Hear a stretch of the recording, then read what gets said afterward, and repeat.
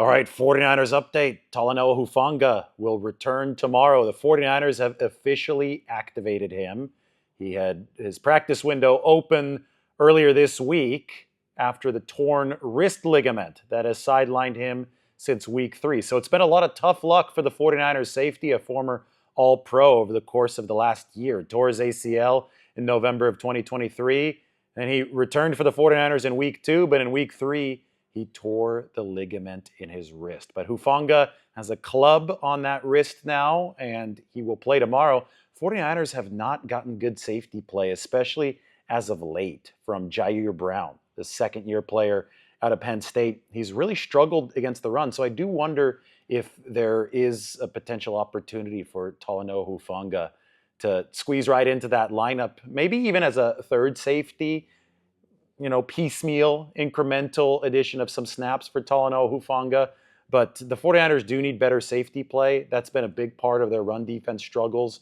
And we'll see what Hufanga can do, maybe alongside Malik Mustafa, or maybe alongside both Mustafa and Jair Brown to begin things for the 49ers. To make room, San Francisco finally officially placed Jordan Mason on IR with his high ankle sprain. So Mason out for at least 4 games beyond this point. Soonest he'd be eligible to return is the season finale against the Arizona Cardinals. San Francisco also moved George Odom, backup safety, to injured reserve. He injured his knee during practice this week. Odom has been this team's best tackler on special teams for the past couple seasons. So now they're going to have to deal without George Odom in this game against the Chicago Bears. They moved Sebastian Gutierrez, offensive lineman who's been on and off the roster, most recently added to the practice squad last week, offensive tackle. They promoted Sebastian Gutierrez to the 53-man roster. So with no Trent Williams tomorrow, the 49ers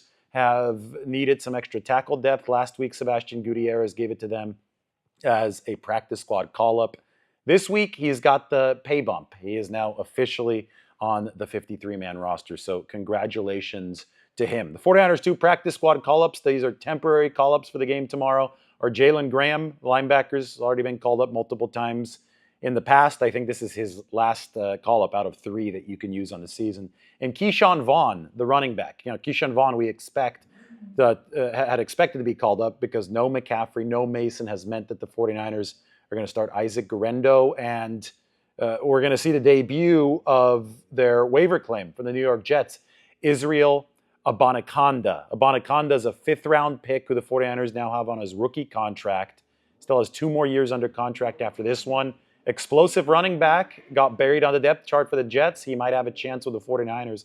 But Keyshawn Vaughn, who they brought back to the practice squad, is going to be active as well. So you might see Guerendo, Patrick Taylor, Abanikanda, and Vaughn all in uniform tomorrow, depending on who the 49ers list as inactive. There's also a chance that Abanikanda just doesn't know the playbook well enough yet at this point, so he might be inactive, which is why Vaughn, who's got a little bit more experience, might be the one taking his spot, but we'll see how the 49ers shuffle all that tomorrow. So just the mathematics here. Mason and Odom to IR. That opened up 2 spots in the 53. Hufanga and Gutierrez take those 2 spots. And then Graham and Vaughn are your weekly 2 practice squad call-ups for the 49ers. Nick Bosa had been listed as doubtful. Aaron Banks had been listed as questionable. Bosa with the oblique, Banks and concussion protocol. Both have been downgraded to out. So you won't see Bosa, you won't see Banks. No Bosa's troublesome. 49ers defense has been terrible without him ever since that Seattle game, right? What was it, week 11 against the Seattle Seahawks? The second that Bosa went out, the 49ers defense has slid downhill. That's trouble for this unit. So they're going to have to work against Caleb Williams and the Chicago Bears without him. And Aaron Banks being out, well, last week he was out and Ben Barch was great in his stead at that left guard position. So this is going to be another chance for Ben Barch to put on an audition for the 49ers. Remember that both Barch and Aaron Banks are scheduled to be free agents this offseason. So the 49ers are going to have to figure some stuff out along the interior line. And the way that Ben Barch played last week, especially in the run blocking segment of the game, it's a lot of optimism from the 49ers that he might be somebody that is a candidate to come back and maybe even start next year. But he obviously has to string together some more good play. As far as pending free agents and stuff to prove at this time of the year, Talanoa Hufanga is a pending free agent. So, boy, I mean, if he could put some good stuff on tape for the 49ers here over the past few weeks, I think people entering this season had just assumed that Jair Brown was this really good safety of the future for the 49ers, but he had not been that impressive this year. And the 49ers defense has suffered because of some of these run defense issues coming from the back end. Hufanga has got all-pro pedigree. I mean, Hufanga was awesome in that 2021 season. I know that the play had fall, or 2022 season. 2021 was his rookie year when he was playing in those 3 safety packages. But in 2022, he was awesome.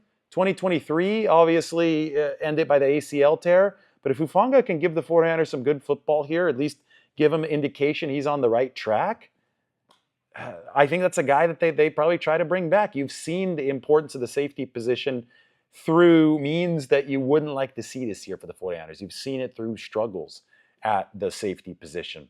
Speaking of returns, Dre Greenlaw, John Lynch said on KMBR that the target date for him to return is actually Thursday against the Rams. So the 49ers will have 2 games in 5 days. First one is tomorrow against the Bears. Then they're going to have to pack it up and get ready very quickly for the next one against the Los Angeles Rams on Thursday, and that might see the return of Dre Greenlaw.